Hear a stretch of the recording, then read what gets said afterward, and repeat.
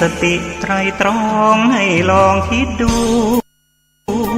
เหล้ายานั้นคือศัตรูก็กินทรัพย์สินภายในทำร้ายครอบครัวไร้ความสุขลูกเมียทุกใจเงินทองที่หามาได้สลายไปกับน้ำเมาตั้งจิตอธิษฐานสาบานไว้ว่า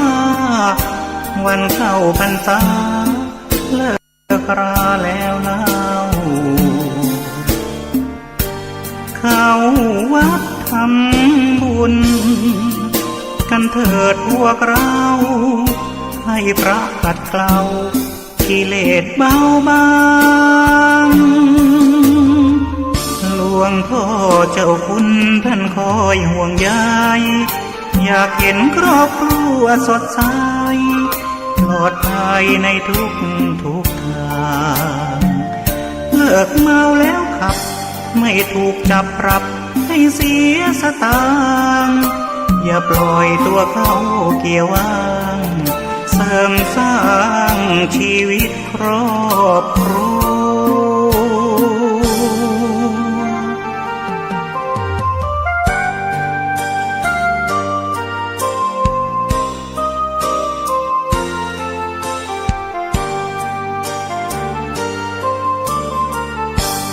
ตั้งจิตอธิษฐานสาบานไว้ว่าวันเข้าพรรษาเลิกราแล้วเล่าเข้าวัดทำบุญกันเถิดพวกเราให้พระขัดเกลากิเลสเบาบางหลวงพ่อเจ้าคุณท่านคอยห่วงใยอยากเห็นครอบครัวสดใสปลอดภัยในทุกทางเลิกเมาแล้วขับไม่ถูกจับปรับให้เสียสตางค์อย่าปล่อยตัวเข้าเกี่ยวว่างเสริมสร้างชีวิตครอบครัว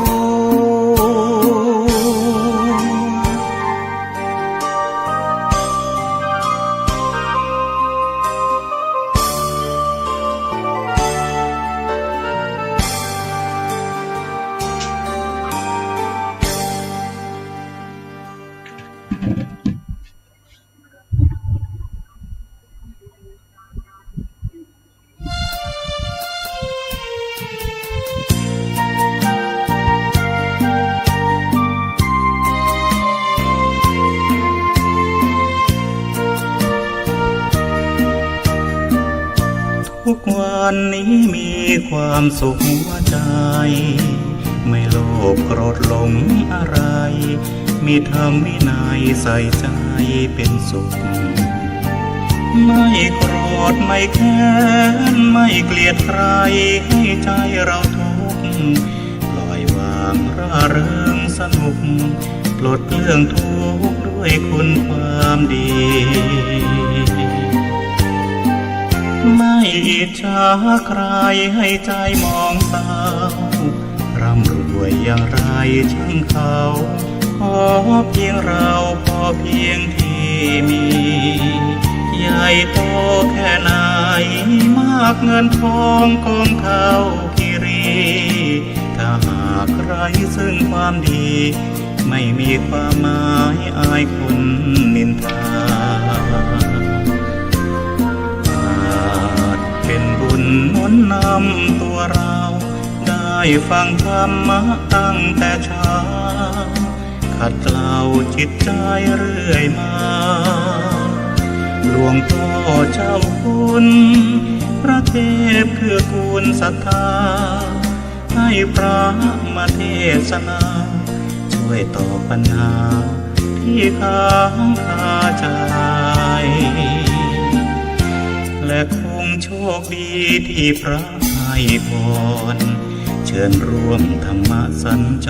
รได้พักผ่อนแดนธรรมร่ำไป สร้างบุญกุศลถวายทานกันตามปัจจัยอิ่มบุญเพิ่มพูนเราให้หน้าตาแจ่มใสจิตใจงดงาม ถวายความเคารพพระมหาเถรานุเถระครูบาอาจารย์เจ้าทั้งหลายทุกตนทุกองค์เจริญสุขเจริญธรรมจงได้บังเกิดมีแก่พุทธศาสนิกชนท่านผู้ฟังทั้งหลายที่ได้สดับรับฟังธรรมะทางสถานีวิทยุวัดฝายหินมหาวิทยาลัยเชียงใหม่วันนี้เป็นวันอังคารที่15สิงหาคมพุทธศักราช2566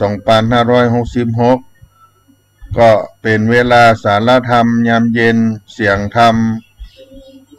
วัดสลีโสดาพระธรรมจาริกโดยอาตมาภาพท่านพระครูปัญญาสังฆการหรือท่านพระครูพรหมินทร์เป็นตัวแทนคณะสงฆ์คณะพระธรรมจาริกได้มาพบผู้จาสาระธรรมก็ดีศาสนากิจงานก็ดีเพื่อให้ท่านสาธุชนคนฟังได้รับทราบและได้ร่วมอนุโมทนา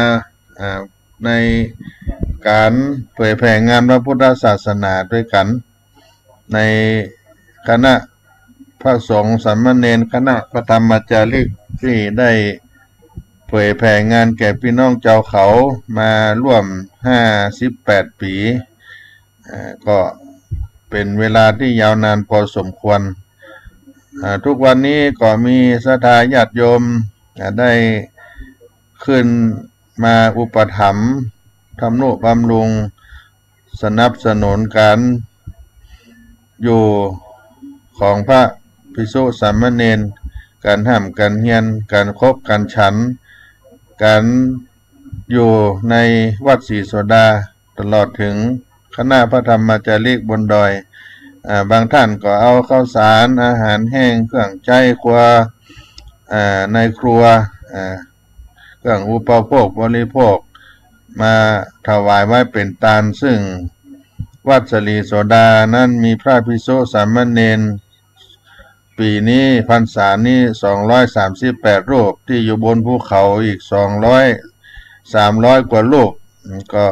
เป็นงานที่นักพอสมควรมีบุคลากรที่ได้เผยแผ่งานพระพุทธศาสนา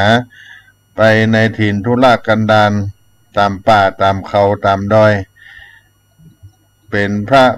ที่เสียสละให้กับพี่น้องบนเขาบนดอยเพราะฉะนั้นก็ขออนุโมทนากับบรรดาท่านพุทธศาสนิกชนทั้งหลายที่ได้มีโอกาสมาสนับสนุนการเผยแผ่งานคณะพระภิกษุสามเณรคณะพระธรรมจาริกในโครงการพระธรรมจาริกวัดสลีโสดาไว้ณโอกาสนี้เป็นอย่างยิ่งวันนี้เป็นวันตกแต่งห้างดาตานพี่น้องสาธุชนทุกท่านวันพรุ่งนี้เป็นวันเดือน10เหนือตุติยะทวน2จะได้เสี่ยงในวันพรุ่งนี้ดับลง15ค่ำก็จะเข้าสู่เดือนใหม่การเข้าพรรษามาก็ได้เกินเดือน15วันแล้วที่ศรัทธาสาธุชนได้ตั้งอกตั้งใจเพื่อจะได้บำเพ็ญกุศลในด้านตานะปารมีศีลปารมีภาวนาปารมีเอาไว้เป็นยอดขอดตานเสวยผลในชาตินี้ตลอดถึงชาติหน้าบางจะได้เป็นพระนาบุญเมื่อได้ไปเกิดเตรียมตันพระศรีอริยเมตไตรเจ้าและได้พบพระพุทธศาสนาแห่งองค์สลีสัมมาสัมพุทธเจ้าเป็นที่จั่งที่เพิ่งไปใจเราได้เข้าวัดวาอารามก็เป็นสิ่งที่เป็นมงคลในชีวิตของเราญาติโยมถ้าเราได้เป็นมังกรปูชาพุทธพระรัตนตรัยปูชาพระพุทธพระธรรมพระสงฆ์ ผู้ใดได้พึงบูชาพระสัมมาสัมพุทธเจ้าผู้เป็นนายกะของโลกยังดำรงพระชนอยู่ก็ดีพึงบูชาพระธาตุแม้ประมาณเม็ดผักกาดก็ดีอันเป็นของพระพุทธเจ้าแม้ปรินิพพานไปแล้วก็ดีเมื่อจิตอันเลื่อมใสของผู้นั้นเสมอกันบุญก็มีผลมากเสมอกันนับจากก้าวแรกของชีวิตที่เราเกิดมาเป็นมนุษย์จนถึงปัจจุบันถ้าหากเราย้อนความทรงจำไปในอดีตเราจะพบทั้งสิ่งที่ดีและสิ่งที่บ่ดีที่ผ่านมาถ้าเป็นสิ่งที่ดีก็ทำให้จิตใจเราเบิกบานสดชื่นแจ่มใสหรือเราอาจจะรู้สึกงดงิดถ้าเรากระทำในสิ่งที่บ่ดีสิ่งที่บ่เหมาะสมไปในตัวของเราเองถ้าหากเราพิจารณาอย่างรอบคอบแล้วได้พบสิ่งที่เป็นอกุศลเป็นบาปก็ให้ตัดละทิ้งไปคงไว้แต่ความดีนับแต่นี้เป็นต้นไปเราจะสร้างความดีเพื่อพบสุขในบ้านปลายดีกว่าตามรอยกิเลสแล้ว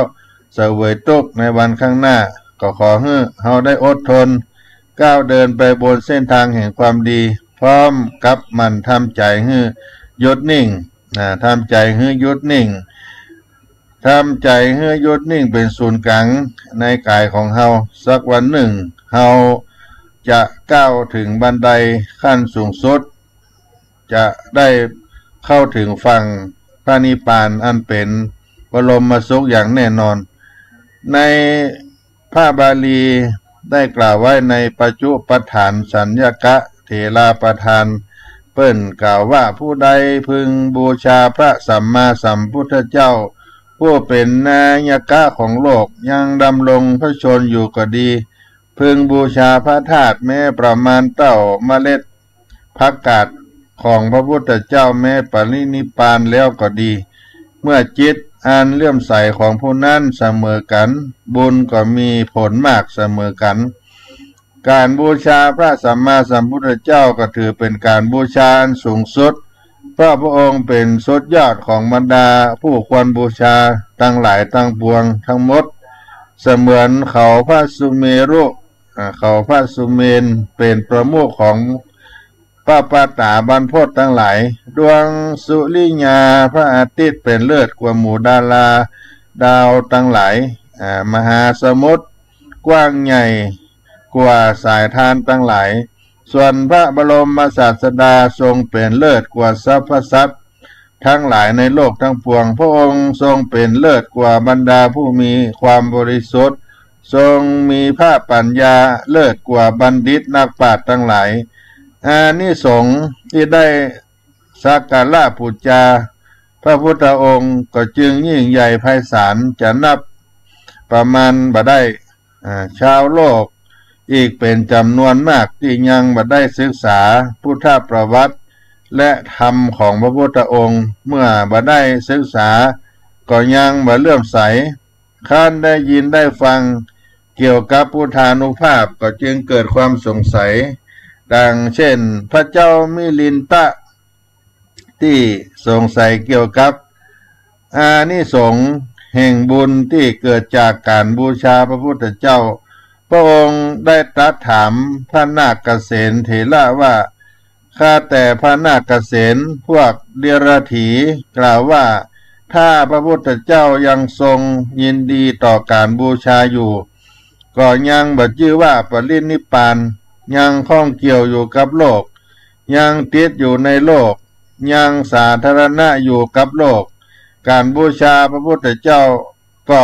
บ่เป็นหมันยังมีผลอยู่มิลินทะปัญหาได้กล่าวไว้ถ้าพระพุทธเจ้าปรินิพพานแล้วบ่ข้องเกี่ยวกับโลกแล้วหลุดพ้นไปจากภพทั้งปวงแล้วการบูชาพระพุทธเจ้าก็บ่เกิดประโยชน์อันใดเพราะผู้ปรินิพพานแล้วย่อมไม่ยินดีต่อสิ่งใดการบูชาพระพุทธเจ้าผู้บ่รู้จักยินดีก็เป็นหมันบ่มีผลอันใด ข้าแต่พระคุณเจ้าปัญหานี้มีเงื่อนงำบัจจัยวิสัยของผู้มีความคิดสติปัญญาน้อยเลยเป็นวิสัยของผู้มีความคิดสติปัญญามากขอให้พระคุณเจ้าจงทำลายความสงสัยและปัญหานี้ให้กระจ่างแจ้งด้วยเถิดนี่มาในมิลินต้าปัญหาที่เพิ่นได้ถามกันขอให้พระนาคเษนได้ตอบพระนาคเษนก็ตอบว่าขอถวายพระพรแด่พระเจ้ามิลินตะพระตถาคตเจ้าปรินิพพานแล้วจริงเมื่อพระองค์ยังบัดับขันธ์ถ้าปรินิพพานก็บ่ทรงยินดีต่อการสักการะบูชาเพราะทรงได้สละความยินดีได้แล้ว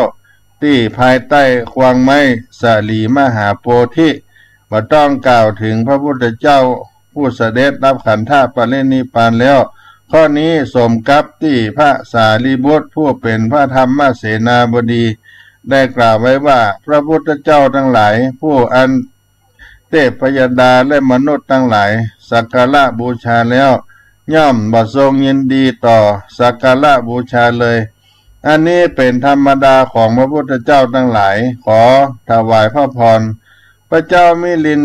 ตะได้ตรัสแย้งว่าธรรมดาบุตรก็ย่อมสรรเสริญบิดาก็ย่อมสรรเสริญบุตรข้อนี้บ่เป็นเหตุให้ข่มขีถ้อยกรรมของผู้อื่นได้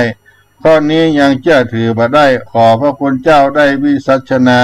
ให้แจ่มแจ้งกว่านี้ด้วยเถิดพระเถระเจ้าก็ตอบว่าขอถวายพระพรพระตถาคตเจ้าได้ทรงดับขันธปรินิพพานแล้วก็จริงพระตถาคตเจ้าย่อมบ่ทรงยินดีการบูชาแต่เทพยดาและมนุษย์ทั้งหลายการกระทำพระอธิธาตุของพระพุทธเจ้าผู้บรรลุจักยินดีผู้ปรินิพพานแล้วเพื่อเป็นอารมณ์และปฏิบัติดีปฏิบัติชอบย่อมได้สมบัติ3ประการเหมือนกองไฟใหญ่ถึงจะยังลุกโพลงอยู่ก็บ่ยินดีต่อเชื้อคือหญ้าและไม้บ่ต้องพูดถึงเมื่อไฟดับไปแล้วเพราะไฟมันมีเจตนาจะยินดีอย่างใดเมื่อไฟดับไปแล้วโลกก็ยังบ่สูญจากไฟเพราะยังมีไม้เป็นวัตถุที่จะให้เกิดไฟขึ้นได้พวกที่ต้องการไฟก็เอาไม้มาสีกันทำให้เกิดไฟขึ้นใหม่ได้ขอถวายพระพรถ้อยคำของพวกเดรัจฉีที่ว่าการบูชาพระพุทธเจ้าผู้ไม่รู้จักยินดีเป็นหมันไม่มีผลนั้นจึงผิดไปเพราะพระพุทธเจ้าย่อมรุ่งเรืองอยู่ในหมื่นโลกธาตุด้วยพระพุทธรัศมีเหมือนกับกองไฟใหญ่ที่มีกุลฉะนั้นขอถวายพระพรไฟที่ดับแล้วย่อมมายินดีต่อเชื้อคือหญ้าและไม้ฉันใดพระพุทธเจ้าก็บ่ทรงยินดีต่อเครื่องสักการะบูชาฉะนั้นเมื่อไฟดับแล้วมนุษย์เอาไฟมาสีไฟให้เกิดขึ้นได้อีกฉันใดเทพยดาและมนุษย์ทั้งหลายก็นึกถึงคุณของพระพุทธเจ้าแม้ปรินิพพานแล้วผู้บรรลุจักยินดีและปฏิบัติดีปฏิบัติชอบย่อมได้สมบัติ3ประการก็คือมนุษย์สมบัติทิพยสมบัติและนิพพานสมบัติฉะนั้นมหาบพิตรการสักการะบูชาพระพุทธเจ้าผู้ปรินิพพานแล้วผู้บ่ทรงยินดีต่อสิ่งใดจึงบ่เป็นหมันแต่มีผลมากมนุษย์ทั้งหลายบ่ได้ยินดีให้โรคเกิดขึ้นในร่างกายของตนแต่ก็เกิดขึ้นเพราะบาปอกุศลที่ตนทำไว้ในปางก่อนเพราะฉะนั้นกุศลกรรมและอกุศลกรรมที่เขาทำไว้ในชาติก่อนก็ดีในชาตินี้ก็ดีต้องบ่เป็นหมันยังมีผลอยู่เหมือนกันที่จี้ให้หันว่าการบูชาพระพุทธเจ้าผู้ดับขันธปรินิพพานแล้วก็บ่เป็นหมันก็ยิ่งมีผลมากนันตยักษ์นันตกัญญักษ์มีจิตบริสุทธิ์ปตุตมีจิตบ่บริสุทธิ์นันตกัญญักษ์มีจิตบ่บริสุทธิ์ปตุตร้ายต่อ พระสารีบุตรเห็นเจ้าเขาถูกแผ่นดินสูบพระเถระบ่ได้ยินดีให้นันทกะยักษ์ถูกแผ่นดินสูบเลยเพราะท่านได้ตัดมูลเหตุที่ก่อให้เกิดความยินดียินร้ายแล้วถึงจะมีผู้ทำลายชีวิตของท่านก็บ่โกรธแต่ที่นันทกะยักษ์ถูกแผ่นดินสูบเพราะอกุศลกรรมของเขาแรงกล้ามากเพราะฉะนั้นการบูชาพระพุทธเจ้าผู้บ่รู้จักยินดีก็บ่เป็นหมันยังมีอานิสงส์อยู่เพราะกุศลกรรมเป็นของแรงกล้าเช่นกันดังที่ในสมัยพระอัฏฐตัสสีพุทธเจ้าพระอัฏฐตัสสีพระพุทธเจ้ามียักษ์ตนหนึ่งเป็นยักษ์ชั้นต่ำแต่มีใจสูงส่งเพราะมีจิตเลื่อมใสในพระพุทธเจ้าอยากไปเข้าเฝ้าพระพุทธเจ้าแต่ยังไม่มีโอกาสเพราะมีเทวดาและยักษ์ที่มีศักดิ์ใหญ่มากมายแต่ยังปรารถนาที่จะฟังธรรมยักษ์ตนนี้จึงได้รอโอกาสที่จะไปกราบไหว้บังคมรอไปหลายหมื่นปีจนพระบรมศาสดาได้เสด็จดับขันธปรินิพพานยักษ์ตนนี้เสียใจว่าตัวเองบุญน้อยไม่มีโอกาสได้เฝ้าพระพุทธองค์แม้สักครั้งเดียวพระอัครสาวกชื่อว่าสากละหันยักษ์ตนนั้นกำลังเศร้าโศกจึงได้ไปปลอบโยนและเทศนาธรรมเพื่อฟังว่าผู้ใดพึงบูชาพระสัมมาสัมพุทธเจ้าผู้เป็นนายกะของโลกยังดำรงพระชนอยู่ก็ดีพึงบูชาพระธาตุแม้ประมาณต่อเม็ดผักกาดของพระพุทธเจ้าแม้นิพพานแล้วก็ดีเมื่อจิตอันเลื่อมใสของผู้นั้นเสมอกันบุญมีผลมากเสมอกันเพราะฉะนั้นท่านจงบูชาพระสถูปเจดีย์ของพระชินสีห์เจ้าเถิดยักษ์ได้ฟังแล้วก็เกิดแรงบันดาลใจได้แวะเวียนไปกราบไหว้พระธาตุเจดีย์ทำจิตใจให้เลื่อมใสในพระพุทธเจ้าเจริญพุทธานุสติมีพระพุทธเจ้าเป็นอารมณ์ทั้งวันทั้งคืนทำเช่นนั้นตลอด5 ปีครั้นละจากอัตภาพแล้วได้ไปบังเกิดในสวรรค์เป็นเวลายาวนานในกัปที่700นับจากภัตตกัปนี้ได้เป็นพระเจ้าจักรพรรดิมีนามเดียวกันถึง4 ครั้งว่าภูริปัญญาสมบูรณ์ด้วยแก้ว7 ประการและตั้งแต่นั้นท่านบ่เคยได้ไปเกิดเป็นยักษ์แถมเลยได้เวียนวนอยู่ในสุคติภูมิอย่างเดียวนี่ก็เป็นอานิสงส์ที่เกิดจากการบูชาพระพุทธเจ้า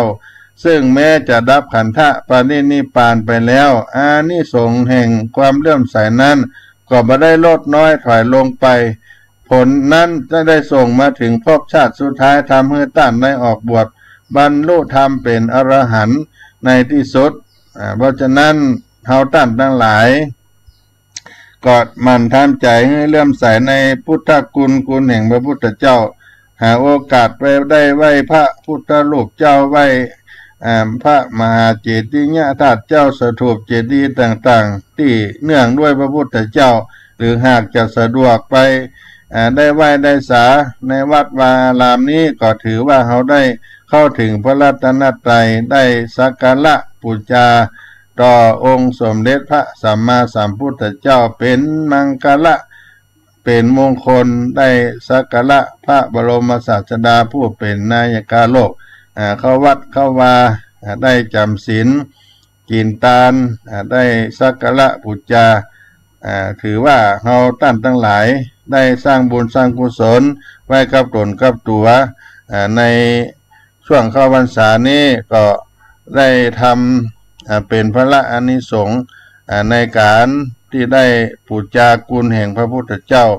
ก็ได้ได้จากกันไปในเบื้องต้นนี้ก่อนท่านอาจารย์ธีรพัฒน์ล่มต้นธรรมเนาะจากบ้านหนองแดงอำเภอกัลยาณิวัฒนาได้กราบไหว้สาท่านพระครูปัญญาสังฆการขอมีโชคมีใจเนอพ่อนานอาจารย์ธีรพัฒน์ล่มต้นธรรมเป็นประธานวัฒนธรรมประจำตำบลอำเภอนะกัลยาก็เป็นลูกศิษย์วัดศรีโสดาเฮาได้ไปพัฒนา การปกครองการกินการต้าน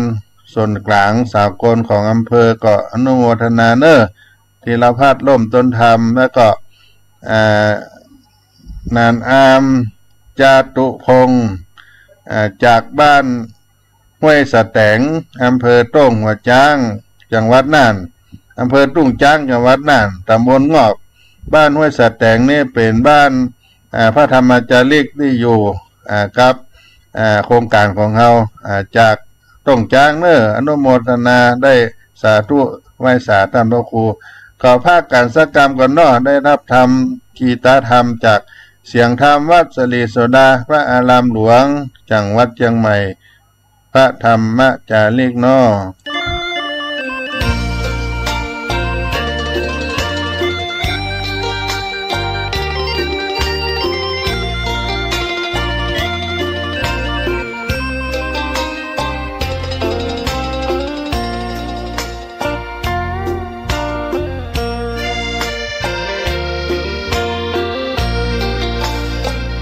ร่มใดไหนเล่า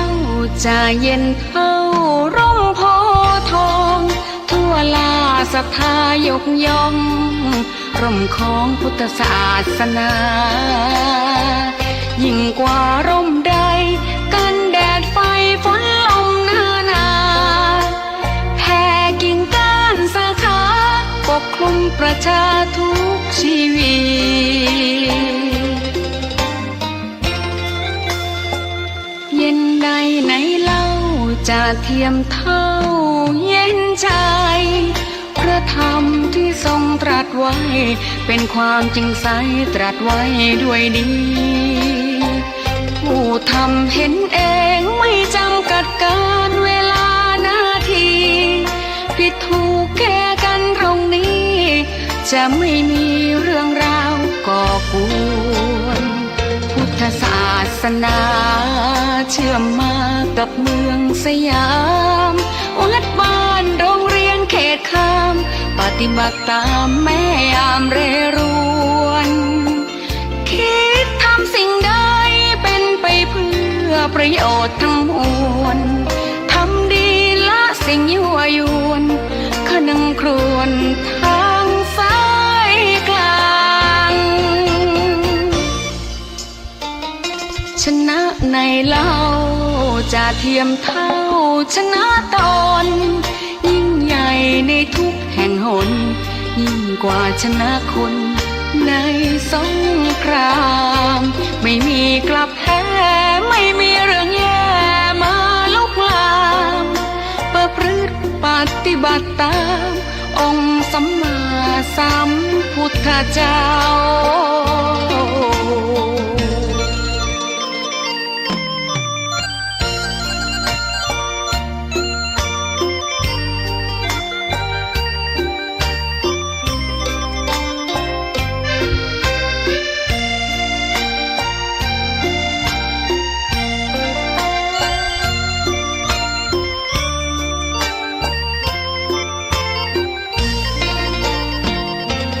ศาสนา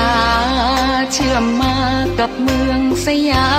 มวัดบ้านโรงเรียนเขตคามปฏิบัติตามแม่ยามเรรวนคิดทำสิ่งใดเป็นไปเพื่อประโยชน์ทั้งมวลทำดีละสิ่งยั่วยวนขนึงครวญทางสายกลางชนะในเล่าจะเทียมเท่าชนะตนยิ่งใหญ่ในทุกแห่งหนยิ่งกว่าชนะคนในสงครามไม่มีกลับแพ้ไม่มีเรื่องแย่มาลุกลามประพฤติปฏิบัติตามองค์สัมมาสัมพุทธเจ้า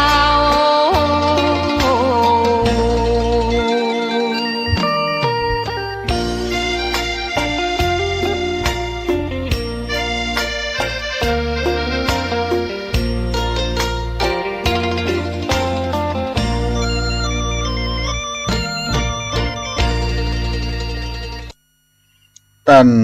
พุทธศาสนิกชนทั้งหลายได้มาพบกันช่วงที่สองในสาระธรรมยามเย็นเสียงธรรมวัดสลีโสดาพระอารามหลวงโดยอัตมาภาพท่านพระครูปัญญาสังฆการหรือท่านพระครูพรหมินทร์เป็นตัวแทนของคณะสงฆ์วัดสลีโสดาพระธรรมจาริกได้มาพบอุจาสาระธรรมกิจกรรมศาสนากิจต่างๆได้เล่าสู่กันฟังพรุ่งนี้วันศีลวันพระได้เข้าวัดเข้าวากันได้ปั่มเพ็งกินตานปารมีได้อยู่ใกล้พระรัตนตรัยได้ใกล้พระแก้วเจ้าทั้งสามประการเอาเข้าตอกดอกไม้ลำเทียนขันเข้าโอตานาพิกาหารน้ำดื่มน้ำฉันน้ำปานะเข้าไปวัดวาอารามเต้าพึงมาหาได้ก็ถือว่าได้บุญกุศลได้อยู่ใกล้พระรัตนตรัยคนเฮาทุกคนล้วนต้องการความสงบสุขและก็ต้องการพบที่เปิ่งที่ระลึกที่แท้จริงก็พากันแสวงหาที่เปิ่งแต่ก็ยังบ่พบเพราะชีวิตส่วนใหญ่ยังได้หลงละเลงอยู่กับโลกภายนอกแต่ผู้มีปัญญาจะแสวงหาเข้าไปสู่ชีวิตภายในนั่นก็คือพระรัตนตรัยซึ่งเป็นที่เปิ่งที่ระลึกอันสูงสุดปราศจากมลมนทินกิเลสอาสวะทั้งหลายเมื่อรู้เรื่องราวในชีวิตก็รู้ได้หมดรู้อยากรู้ว่าตนเกิดมาจากไหนเกิดมาทำไมอย่างคือเป้าหมายของชีวิตการที่เราจะรู้สิ่งเหล่านี้ได้ก็ต้องเป็นผู้มีจิตที่เปี่ยมด้วยศักยภาพสูงส่งมีจิตปราศจากนิวรณ์ปราศจากมลทินความสะอาดบริสุทธิ์ของจิตเป็นอย่างยิ่งก็ต้องทำใจยุดได้อย่างสมบูรณ์ยุดในการเข้ากลางไปเรื่อยๆปล่อยจิตให้ดำเนินเข้าไปสู่เส้นทางสายกลางที่เรียกว่ามัชฌิมาปฏิปตาจนกระทั่งใจใสใจบริสุทธิ์ก็สามารถรู้หันสิ่งต่างๆไปตามความเป็นจริงในคำสอนที่พุทธองค์ได้ตรัสไว้ว่าทูเลสันโตปะกาเสนติหิมะวันโตวะปะปะโตอะสันเตทะนะติสันติลัตติขิตายะถาสลาสัตตบุรุษทั้งหลายย่อมปรากฏในที่ไกลเหมือนภูเขาหิมพานต์ส่วนอสัตตบุรุษย่อมไม่ปรากฏในสถานที่นี้เหมือนลูกศรที่ถูกคนยิงไปในยามราตรีฉะนั้นสัตตบุรุษก็หมายถึงบุคคลผู้ประเสริฐผู้มีตนนั้นฝึกดีแล้วสามารถที่จะเป็นที่เปิ่งให้แก่ตนเองและผู้อื่นได้พระสัมมาสัมพุทธเจ้าของเฮานับว่าได้เป็นสัตตบุรุษอย่างแท้จริงได้ฝึกฝนตนเองจนกระทั่งได้บรรลุพระสัพพัญญูตัญญาณเป็นบรมครูและเป็นที่เปิ่งให้สรรพสัตว์ทั้งหลายได้ถึงแม้พุทธองค์จะเสด็จดับขันธ์ปรินิพพานไปนานแล้วก็ตามแต่ถ้าเฮาฝึกใจให้ใสสะอาดบริสุทธิ์อยู่เสมอมันทำใจหยุดนิ่งอยู่ที่ศูนย์กลางมีพระพุทธเจ้าเป็นอารมณ์ตลอดเวลาจนกระทั่ง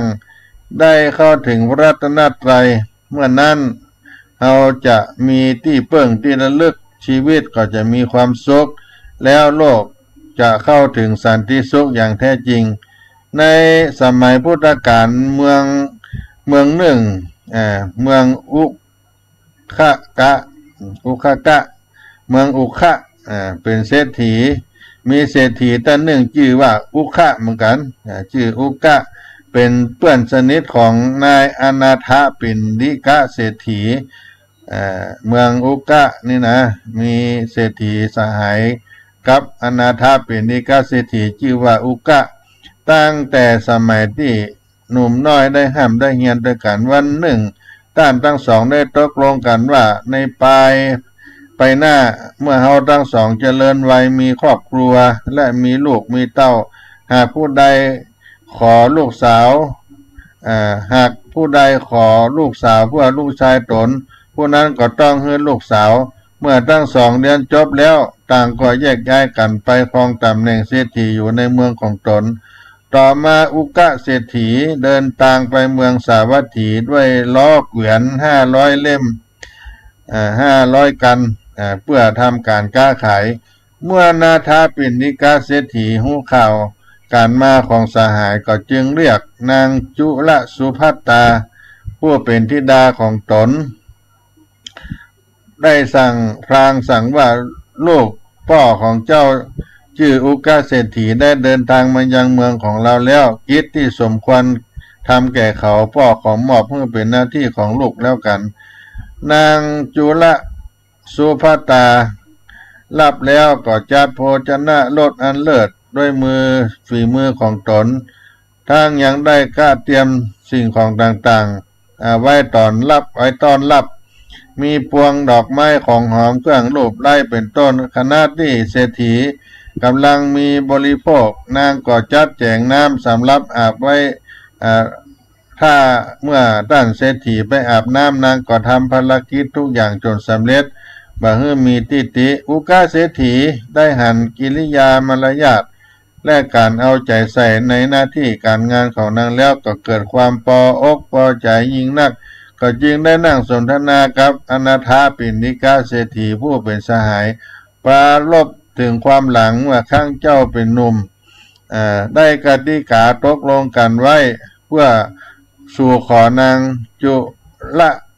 สุภัตตาเพื่อเป็นภรรยาของลูกชายตน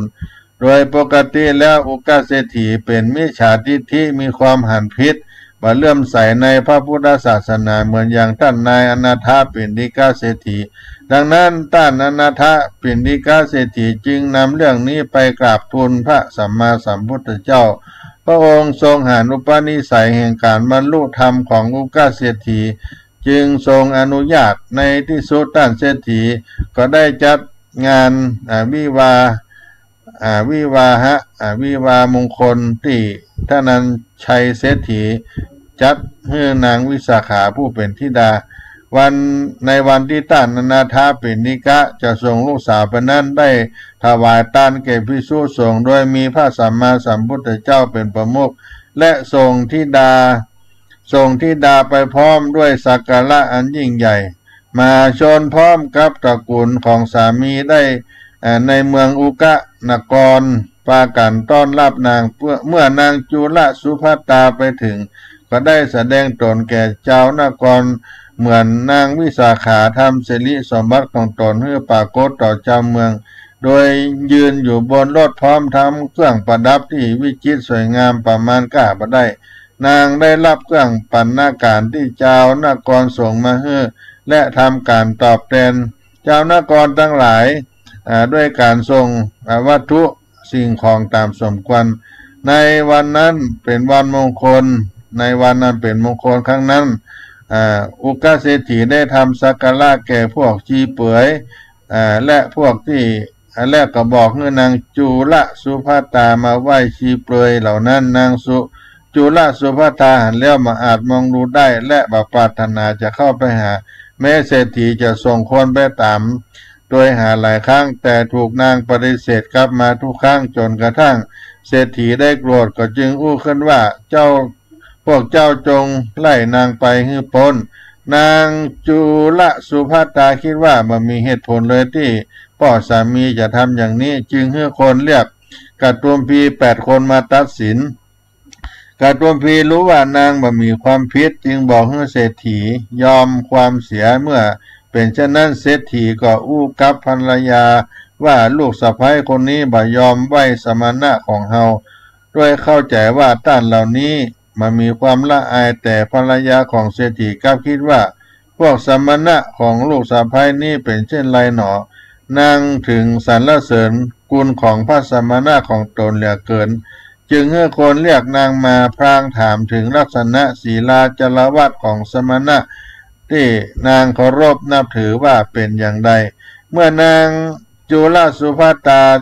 จะประกาศคุณของพระพุทธเจ้าพระธรรมพระสงฆ์จึงกล่าวว่าพระสมณะของข้าพเจ้านั้น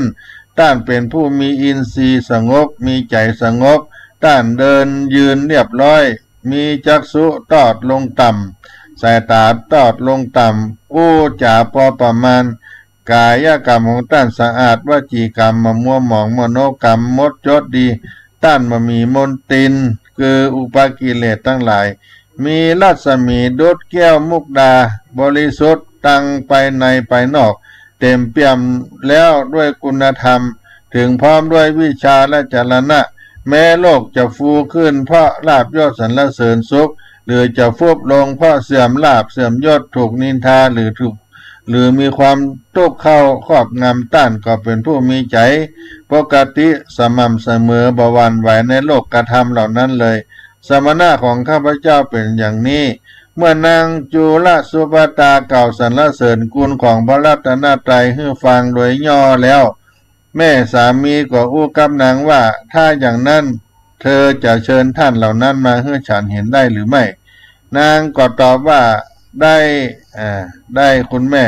แล้วก็จึงจัดเตรียมมหาทานนั้นยิ่งใหญ่เพื่อถวายแด่พระภิกษุสงฆ์มีพระพุทธเจ้าเป็นประมุขเสร็จแล้วได้ยืนอยู่บนปราสาทชั้นบนหันหน้าไปทางวัดพระเชตวันมหาวิหารและเลือกถึงพุทธคุณทำการสักการะด้วยการเอาคันธะของหอมดอกไม้ธูปเทียนด้วยความเคารพพร้อมกันนั้นได้ทูลอาราธนา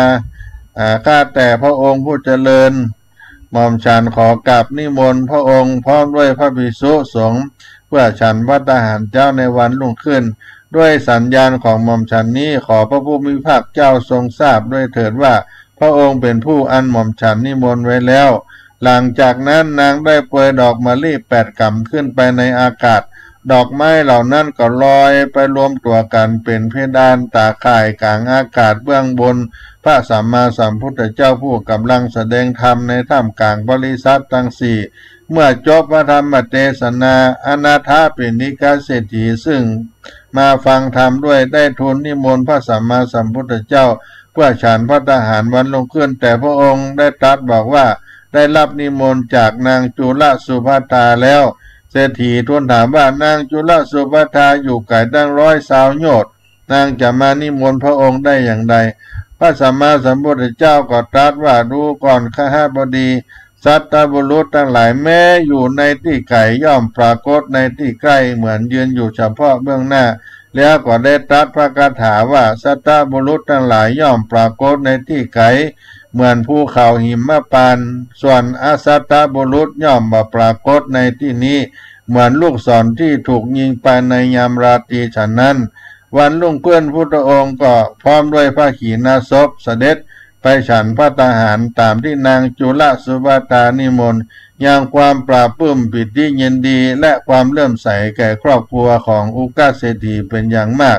ในที่สุดทุกคนก็ได้บรรลุธรรมภิสมัยก็จะหันว่าบุคคลที่มีใจสะอาดบริสุทธิ์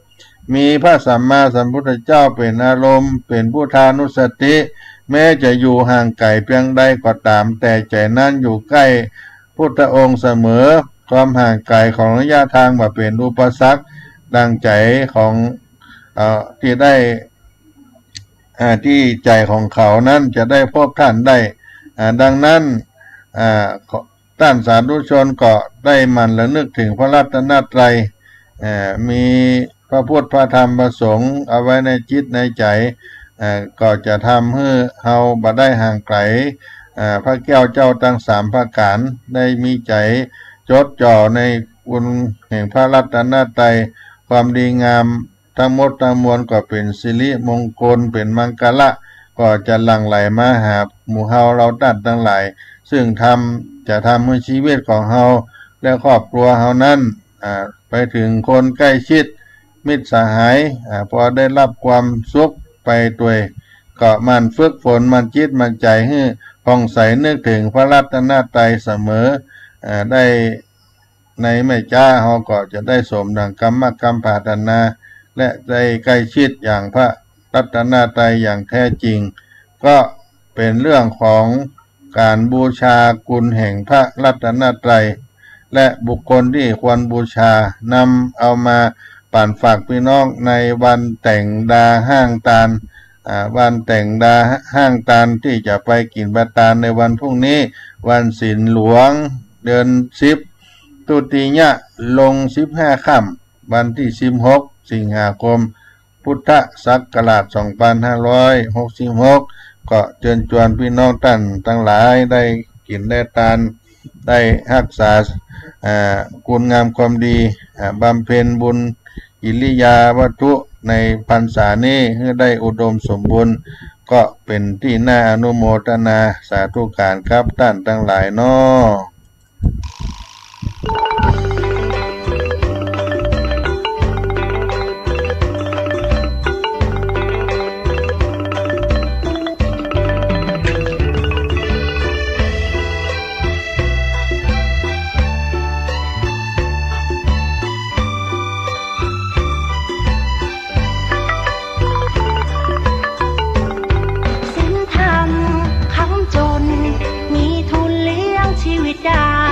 ไม่ฟุ้งฟ้า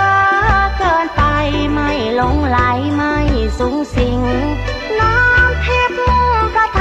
ำดับไฟหัวใจสงบนิ่งทำอะไรทำให้จริงทำอะไรทำให้จริงพระธรรมไม่ทิ้งผู้ประพฤติธรรมศีลธรรมคำจุนหมุนทวนกระแสหัวใจแหวกว่ายสายทานไหลฟื้นเอาไว้น้ำแห่งกรรมตื่นเถิดชาวพุทธช่วยกันหยุดลัทธิอธรรมทำดีต้องรีบทำทำดีต้องรีบทำชีวิตเพลียงพล้ำจะทำไม่ทันศีลธรรมคำจุนโลกหายเศร้าโศกหายโรคภัยหายเคราะห์เสนียดจันไรอยู่อย่างไม่หวาดหวั่นพัฒนาจิตคิดปัจจุบันให้รู้เท่าทันเรื่องร้ายเรื่องดีความชั่วใดๆอย่าให้มาเป็นใหญ่อย่าให้มาข่มขี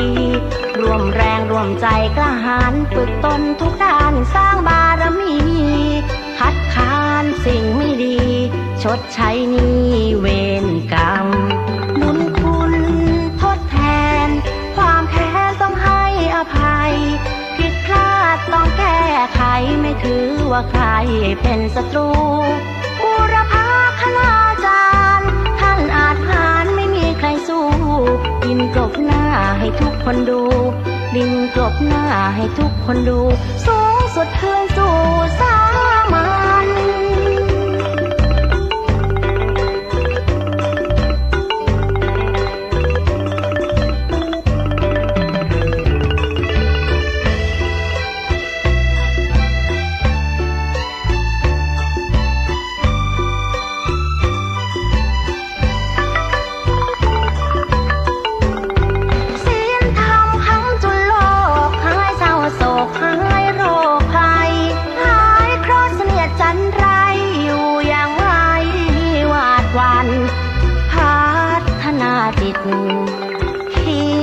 ปัจจุบันให้รู้เท่าทันเรื่องร้ายเรื่องดีความชั่วใดๆอย่าให้มาเป็นใหญ่อย่าให้มาข่มขีรวมแรงรวมใจกล้าหาญฝึกตนทุกด้านสร้างบารมีคัดค้านสิ่งไม่ดีชดใช้หนี้เวรกรรม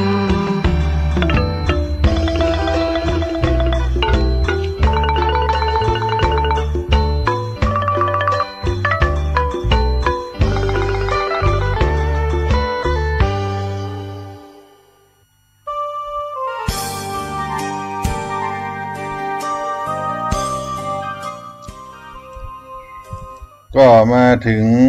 ช่วงท้ายรายการสารธรรมวัดสลีโสดาพระอารามหลวงก็อนุโมทนากับพระออดกัลยาโนพระออดสาวงศ์วัดธรรมจาริกจากบ้านแม่สารวัดพระธรรมจาริกแม่สารพระธาตุเจดีย์ศรีสุวรรณคีรีสี่พระธรรมจาริกได้ไหว้สานมัสการท่านพระครูปัญญาสังฆการอนุโมทนาที่ท่านได้เสียสละไปเป็นพระธรรมจาริกอยู่ครับพี่น้องกะเหรี่ยงบ้านแม่สารทุกวันพระเพิ่นก็ทำบุญ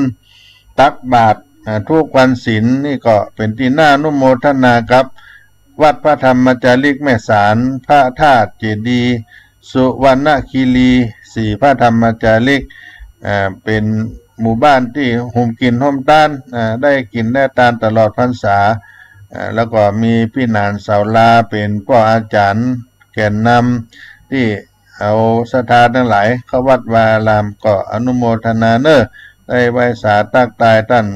พระครูปัญญาสังฆการมาวันนี้ก็ได้อู้เรื่องมหามังคละมงคลมาปั่นมาฝากพี่น้องท่านคนฟังทั้งหลายถือว่าเป็นสิ่งที่เราได้ยึดเหนี่ยวในพระรัตนตรัยนึกถึงคุณ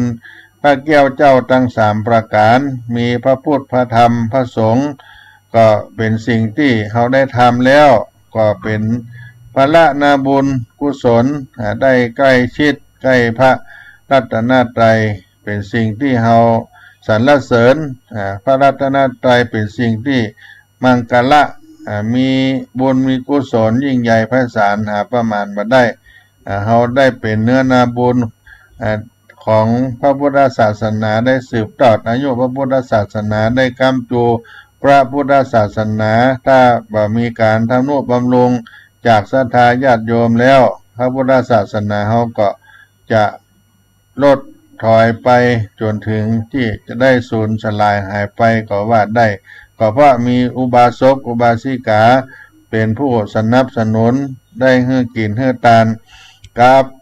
ยังพระสมณะภิกขุสังฆเจ้าทั้งหลายได้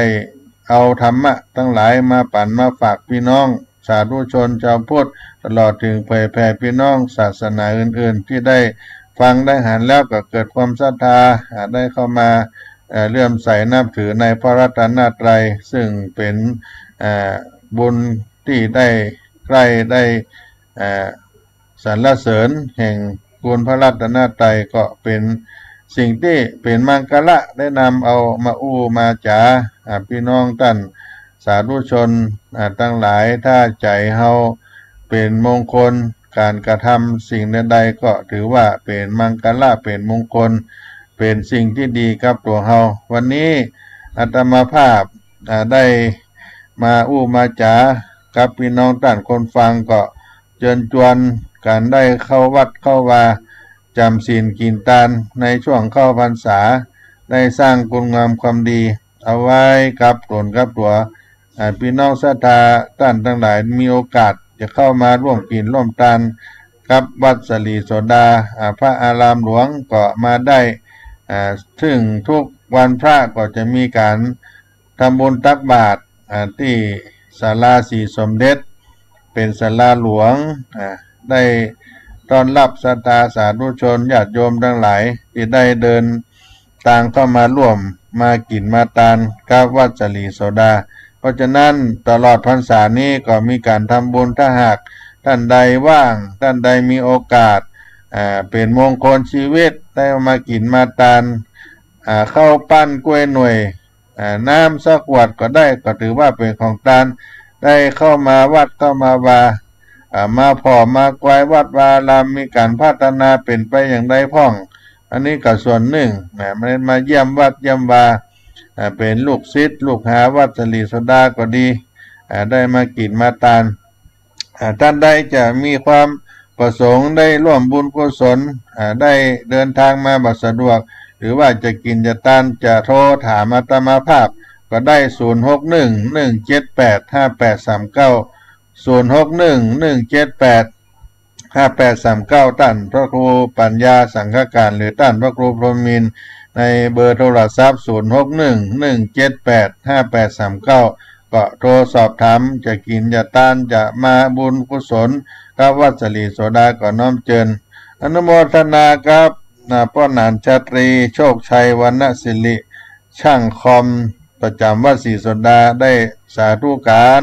ธรรมะยามเย็นวันนี้ขอให้มีโชคมีใจเนอชาตรีโชคชัยวรรณศิริในศิษย์วัดสลีโสดาได้อนุโมทนาสาธุการมาตั้ง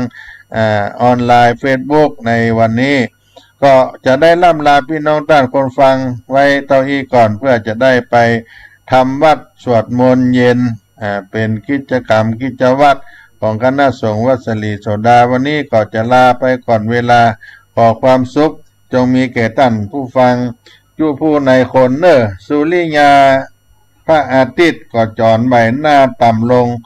รับเลื่อมน้อยกิลีเขาโขงสัตว์ตัวในดงก็ปีกปอกหน้าตะวันหลวงก็มารับฟ้าค่ำลงมาซอยร้อยก็ขอลา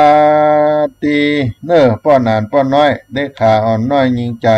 ก่อนลาก่อนเตอะพี่น้องทั้งหลายตั้งเจ้าและนายคนหนุ่มคนเฒ่าขอลาเถมทีพระธรรมพระเจ้าพระสงฆ์องค์เราตันพระกุศลังใส่งามเปล่งว่าป้ากันไม่น่าเนินใน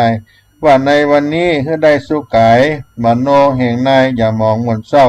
มหาลาพังไหลหลังลำเข้าตัวในเราพี่น้องร้อยโจกปัญใจให้ไหลมาพร้อมเคาะขอดต้อมศรัทธาอายุยิ่งร้อยปลายสาววัสามีตีขาอายุเตียงมัน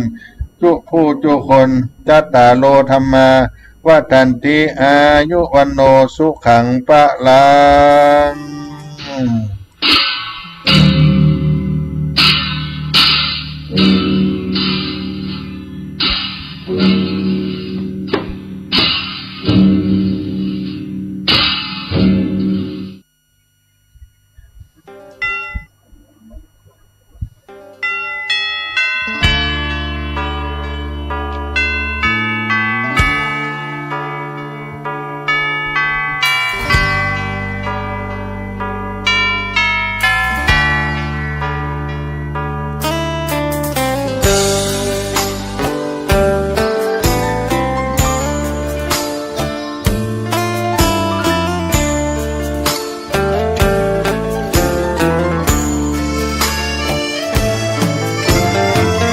เชิญชวนทุกท่านเข้าวัดเข้าวาฟังธรรมะจากหลวงตาเสริมชีวาให้สุขสดใส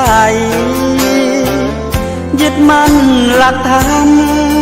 คำสอนไว้ให้ขึ้นใจความดีรีบทำกันไว้หญิงชายอย่าได้นายนี้